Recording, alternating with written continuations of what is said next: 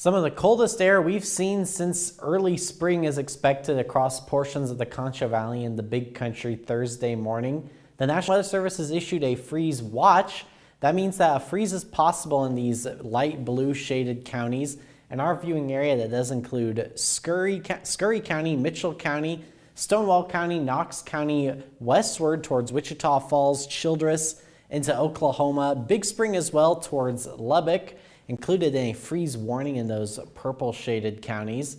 St. Angelo and Abilene aren't included in that freeze watch as of yet. I wouldn't be totally surprised if they are added, and even if they're not, Thursday morning is definitely going to be a chilly one, so make sure that you bundle up, protect your pets, and if you have any sensitive plants, might want to bring those inside as well. I'm officially forecasting a low temperature of 34 as you head outside for a cup of hot chocolate or any other early morning plans Thursday morning.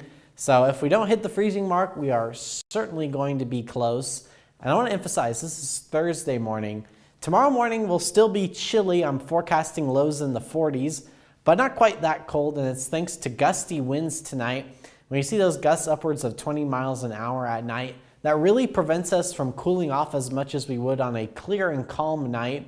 And during the day, Wednesday, tomorrow's not going to be quite as windy as we saw for your Tuesday. It's still going to be a windy Wednesday though, so if you already have your Halloween decorations tied down, probably a good idea to still leave them tied down, because Wednesday by 3 p.m., computers suggest that we could see some gusts upwards of 30, perhaps even as high as 35 miles an hour.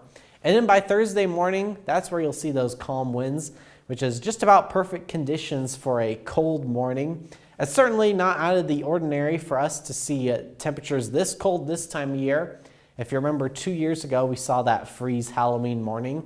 And I think for October 30th, we could potentially see one this year. Keeping an eye on it. No rain expected though. And really you're hard pressed to see any clouds anywhere across the Big Country and the Concho Valley. Clear skies as far as the eye can see across the St. Angelo sky tracker, sitting at 61 degrees at St. Angelo Mathis Airport. And those winds out of the north behind the cold front continuing to usher in that October-like air. 59 right now, Abilene, sitting at 56 right now, Graham Ranger as well. 57 for you folks in Ozona. And I do briefly want to mention Hurricane Melissa. And unfortunately just brought devastation to the island of Jamaica. It's a Category 3 hurricane right now. Expected to make landfall in Cuba here in the next 12 hours or so, with sustained winds of 125 miles an hour. So while not as strong as earlier today, still a powerful hurricane that's expected to move off to the northeast and weaken as it does so. Tomorrow, a low temperature of 43 degrees. We'll have those winds sustained out of the north about 15 miles an hour.